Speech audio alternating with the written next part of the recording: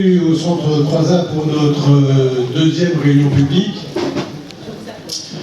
Nous avons lancé notre campagne le 21 janvier, à la suite de laquelle nous organisons sur Pierrefitte 4 réunions publiques. La première a eu lieu la semaine dernière à l'école Eugène Varlin, donc celle de ce soir. Elle sera suivie la semaine prochaine d'une réunion publique à Frédéric Lemaître, la semaine suivante d'une réunion publique à Anatole France.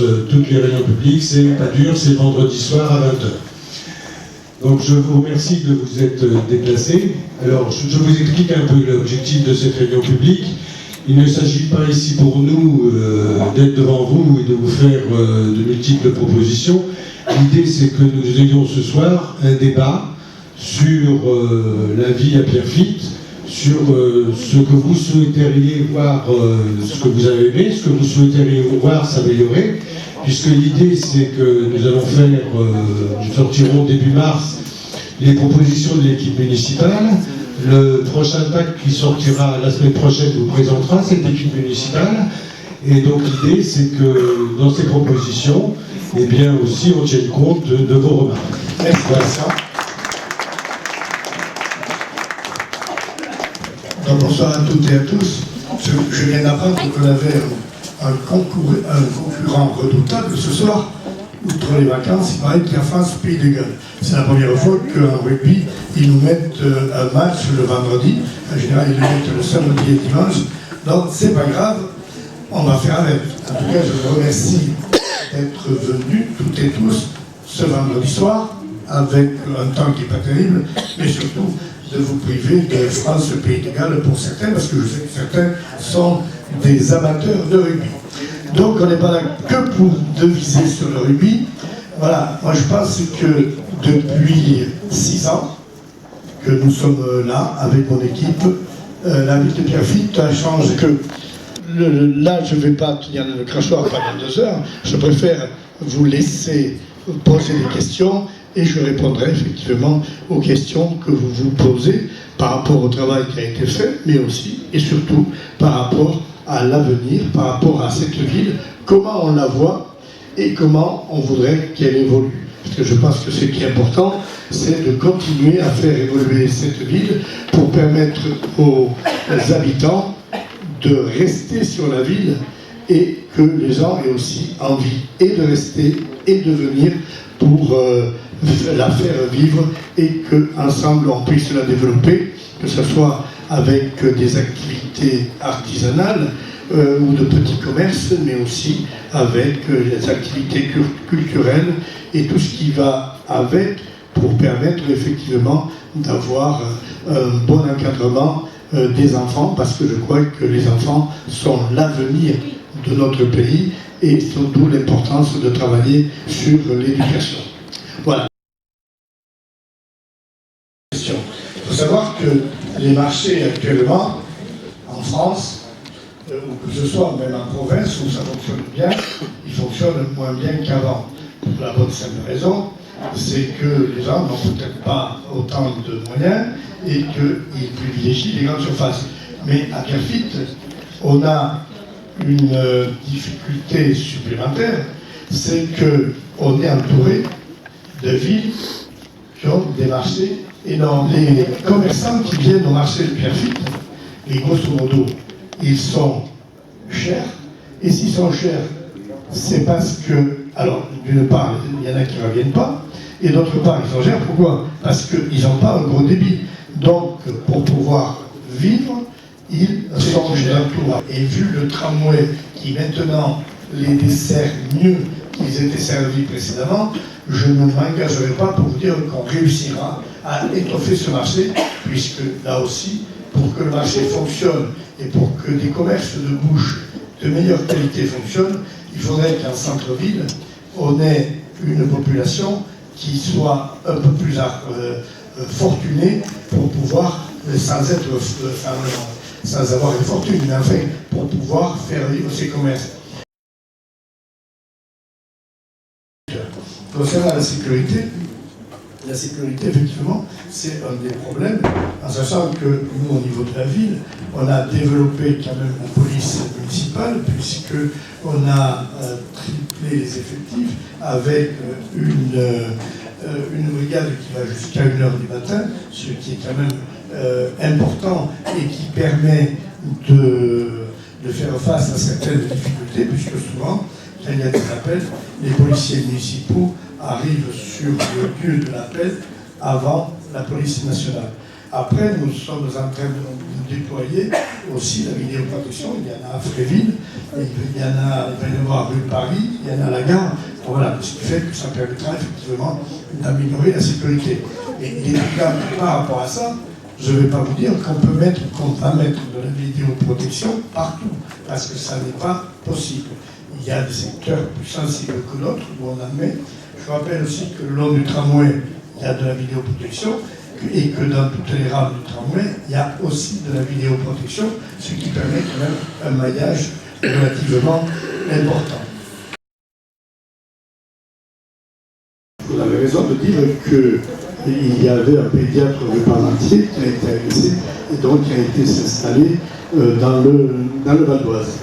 Depuis, nous avons au centre de santé, nous avons 2 pédiatres. Il y a la PMI, mais aussi au centre de santé municipal, il y a 2 pédiatres. Et il faut savoir que pour ce qui nous concerne, nous avons essayé de travailler avec les libéraux, les médecins, les paramédicaux libéraux pour développer, voir ce qu'on pouvait faire. Au niveau des infirmiers et infirmières, par exemple, en 2008, il y avait 4 à 5 infirmières sur la ville. Maintenant, il y en a une dizaine, sans compter le SIAD qui a son groupe d'infirmières. Donc, ça s'étoffe. Au niveau des médecins généralistes, nous avons des installations de médecins généralistes. Et là, nous sommes en train de créer une maison de santé qui sera dans le nord de Pierrefitte, mais sur la nationale, en face d'une station de tramway. Que ce petit truc qui n'est pas suffisant, c'est le plaisanterie à 80 000 €. 80 000 €. Pourquoi? Parce qu'il a fallu refaire le sol. Après, vous avez la partie élasto, je ne sais pas quoi, plus les différents jeux, donc 80 000 €.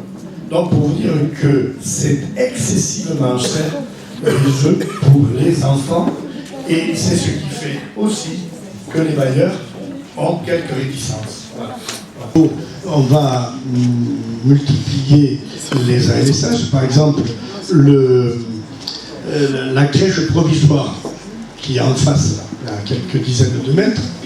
Normalement, quand on devait la démolir, mais on ne va pas la démolir et on va faire un ALSH pour pouvoir accueillir les primaires.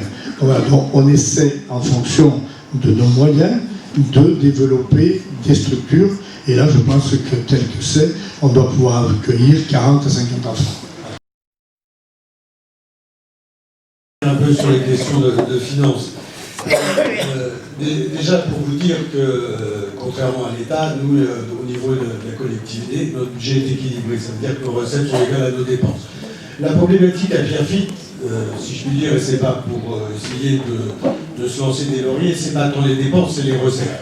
Puisqu'en fait, nos recettes sont essentiellement constituées de 2 choses, les impôts et les dotations de l'État.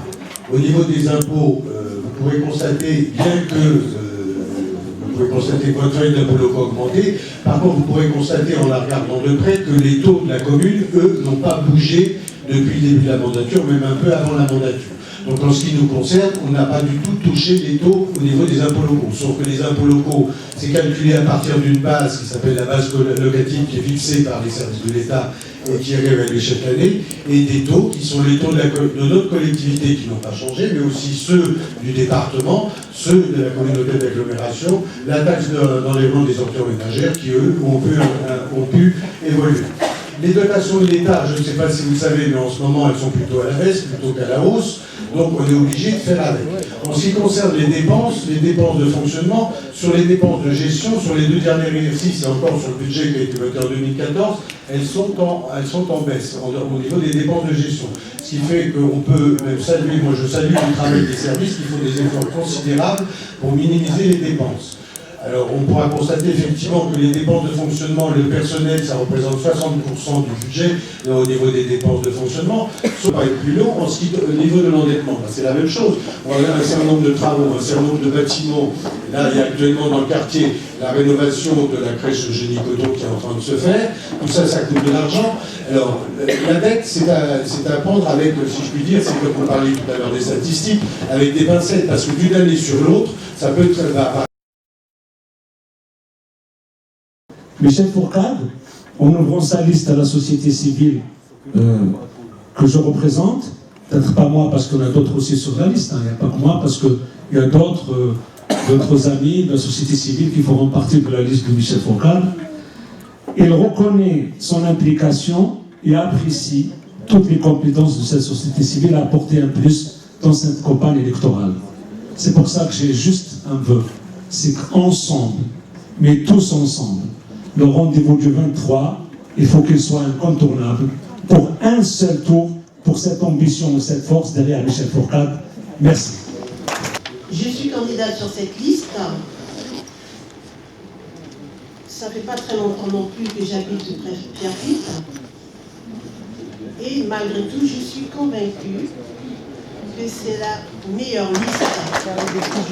Bonsoir à toutes et à tous. Alors moi c'est la 2e réunion, la 3e puisqu'il y avait la première de lancement à la Maison du Peuple, c'est la 2e réunion publique à laquelle je participe et je me réjouis de la diversité des questions qui traitent à peu près de tous les problèmes. Je suis également très content de constater que dans la salle il y a bien sûr beaucoup de jeunes, ça fait plaisir, il y a également beaucoup d'anciens dont actuellement l'effort est fait pour que justement ils travaillent au niveau intergénérationnel et qu'on arrive un peu à rapprocher la jeunesse des cibles. Pour que dès le premier tour, nous puissions leur porter, pour le lendemain, nous mettre au travail et porter encore plus haut l'ambition des Pierrefittoises et des Pierrefittois pour leur vie. Merci de votre attention. Parce qu'effectivement, il faut tenir aussi compte des conjonctures telles qu'elles sont.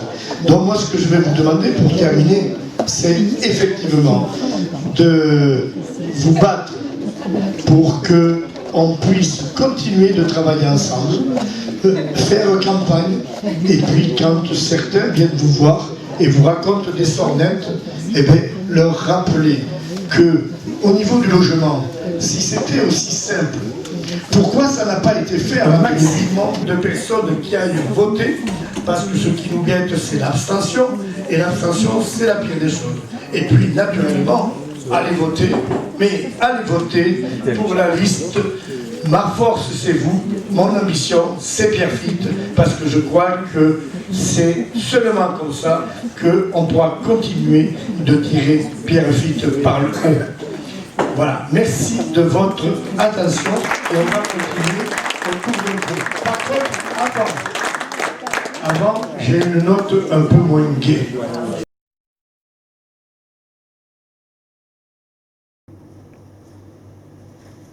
Merci à vous. Et puis, merci de votre participation, de votre présence. Et si vous le souhaitez, on peut continuer en discutant autour d'un verre. Merci.